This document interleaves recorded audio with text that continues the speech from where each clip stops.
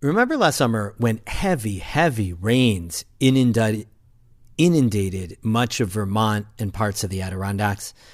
Well, biologists were watching this event carefully for what all the runoff and extra water would do to Lake Champlain.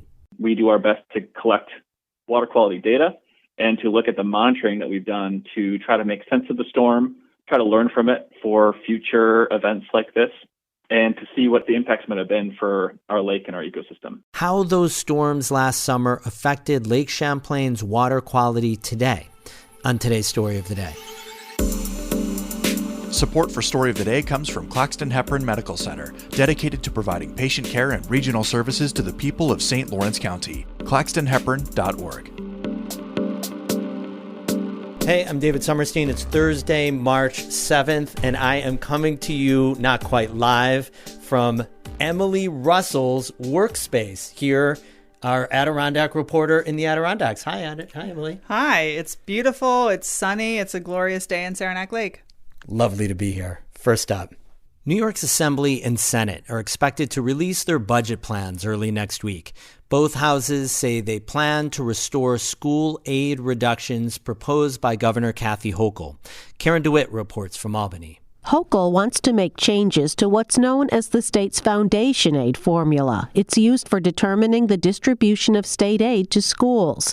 She would end the practice of hold harmless. That guarantees that no school district receives less money than it did the previous year.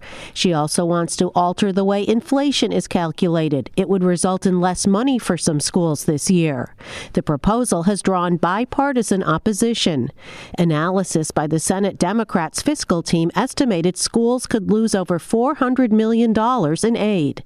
Senate Leader Andrea Stewart-Cousins says the reductions would have a massive impact on schools. Almost half of the school districts in the state will be receiving less funding than they would have anticipated. We're very, very concerned about that. Senate Education Chair Shelley Mayer spoke at a news conference that also included the Teachers Union, the School Boards Association, and the PTA, among others. She says lawmakers can't allow the cuts to go forward. I am very confident that my colleagues in the Senate majority will stand to fully reject the cuts the governor has proposed. Republicans who are in the minority party in both houses are also opposed. GOP Senator Jim Tedisco, the ranking member of the Senate Education Committee and a former high school teacher, says students are still recovering from the effects of the pandemic and continue to need special mental health and other services initiated in the past couple of years. We had a little something called COVID. Our kids sat in the kitchen, many of them, in front of a TV camera on a computer while their educators were miles away on another one. Didn't work. If you look at what happened, there's developmental backstepping. Hochul is defending her proposals. She says for the past 2 years, there were record increases in school spending as she fulfilled a nearly 2 decades-old court order to fully fund education. She says schools also benefited from one-time federal pandemic relief aid packages. She says no one should expect that level of spending to continue. I assume rational people had understood that can't happen. So it is not a cut when you compare us to where we were before I took office, and it's still a huge increase. And so, but I understand the passions behind this. I understand the desire for people to stir this up. Hochul says she is setting aside an additional $100 million to help make adjustments for schools that would lose significant funding under her plan if the hold harmless provision is ended. But she says the number of school-aged children in the state is declining, and the school aid should change accordingly. Are we really going to be locked into a formula just because it has been done that way for a long time? And I'll never accept that as a satisfactory answer on how I do anything in state government. The Senate and Assembly say they will present their budget plans on Monday. After that, they have 3 weeks until the budget is due on April 1st. In Albany, I'm Karen DeWitt for the New York Public News Network.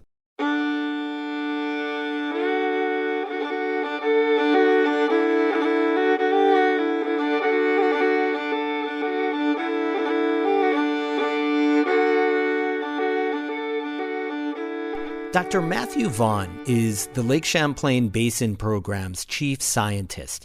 He's giving a talk tonight that focuses on how last summer's severe rainstorms affected the lake's water quality. The biggest concerns at the time were untreated wastewater and excess stormwater flowing into the lake. So what happened? Vaughn told Champlain Valley reporter Kara Chapman that there were already a number of monitoring programs in place to track the effects. We have what's called the Lake Champlain Long-Term Monitoring Program.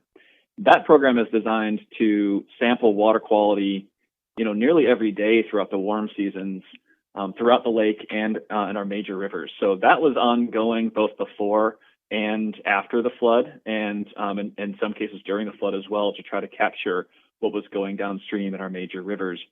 We also were lucky that we had piloted a real-time buoy monitoring network that was active in Mallett's Bay and in the Lamoille River.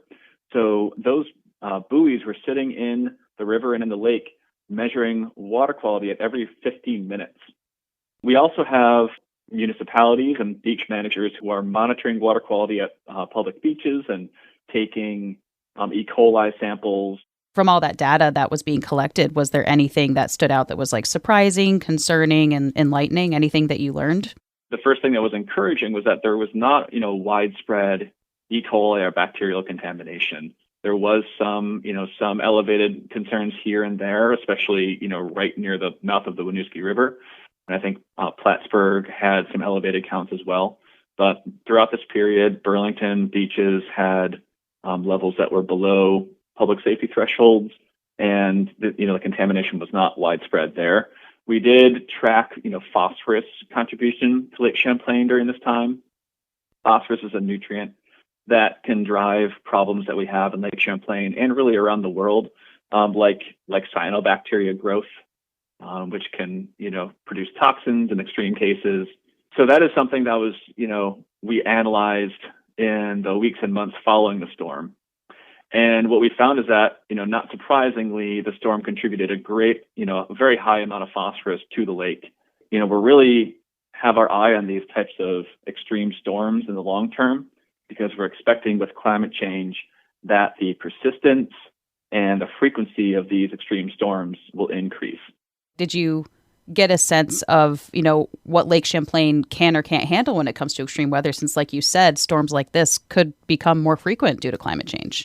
Yeah, and there's certainly a concern in the short term when you have a lot of this phosphorus delivery that, the season will be impacted by this amount of phosphorus. But the lake is a really big system, and it can handle, episodic events like this. Our watershed has seen large storms for many, many years. The lake did kind of rebound or recover in a matter of weeks, and the season for cyanobacteria or other types of things in the lake was not terribly unusual for the rest of the summer. The concern, though, is overall, when you have a trend of more storms like this over time, it can work against our efforts to reduce phosphorus. And that's something that we're keeping in mind as we go about our restoration efforts. We need to design solutions that will be resilient to increasing storms, more powerful storms in the future. Have any of those solutions, been identified yet? What are you doing to try and figure out what they are or implement them, Dr. Vaughn? Yeah, absolutely. So as an example, the Lake Champlain Basin Program and our partners are looking to quantify the benefits of floodplain restoration and wetland restoration, and then target where the most advantageous parcels might be to preserve and restore those areas. Because when you have a flood, part of the problem is that our rivers in some cases, have been disconnected from these systems, from the floodplains and from surrounding wetlands. So they are not able to spread out and slow down like they naturally would.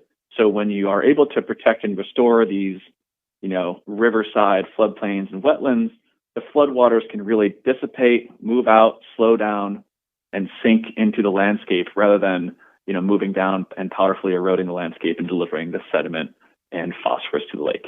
That was Dr. Matthew Vaughn speaking with Champlain Valley reporter Kara Chapman. He's giving a talk tonight titled Exploring Water Quality Impacts of the July 2023 Storm in the Lake Champlain Basin. People can attend in person at the Lake Champlain Basin Programs Office in Grand Isle, Vermont, or tune in via Zoom. We have more information about that on our website, ncpr.org. More news there as well, all the time, ncpr.org. Music today by Christopher Watts of Canton and Gretchen Kohler and Daniel Kelly of Potsdam. I'm David Sommerstein, here on location at our Adirondack reporter Emily Russell's office in Saranac Lake, North Country Public Radio.